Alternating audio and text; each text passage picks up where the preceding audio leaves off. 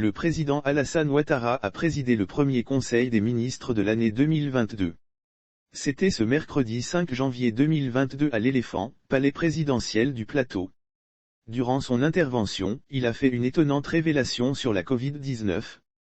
Les Ivoiriens souffraient ces derniers temps d'une grippe généralisée que l'Institut Pasteur assimile à la Covid-19. En fait, selon cet institut, 95% des cas de grippe en Côte d'Ivoire semblent être la Covid-19.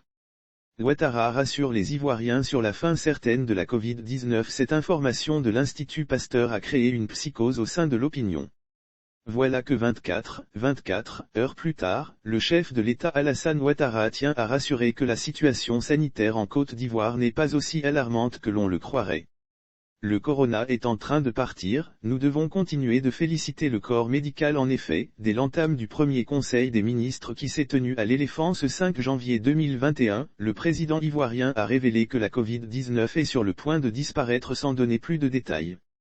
Le corona est en train de partir, nous devons continuer de féliciter le corps médical et tous ceux qui sont très engagés dans ce combat, a-t-il déclaré dans les colonnes de Soir Info de ce 6 janvier 2022. Lire sur le même sujet. Côte d'Ivoire, la Covid-19 pousse Alassane Ouattara à se bérequer d'importantes cérémonies au palais présidentiel annulées durant son intervention. Il a également invité les membres du gouvernement à s'inscrire résolument dans l'amélioration des conditions de vie des Ivoiriens. Selon Alassane Ouattara, la Covid-19 n'a pas pu freiner le dynamisme de l'économie ivoirienne. Plusieurs participants au Conseil des ministres bloqués les objectifs de l'action gouvernementale au terme de l'année 2021, en dépit des conditions particulières liées à la gestion de la pandémie de la Covid-19 ont pu être atteints grâce à une équipe gouvernementale volontaire et solidaire, a ajouté le chef de l'État. Lire sur le même sujet. Bondoukou, un homme viole une mineure et prend la fuite. 4 mois après, il est arrêté puis déféré. Il a ensuite félicité le Premier ministre Patrick Hatchi pour le travail accompli jusque-là.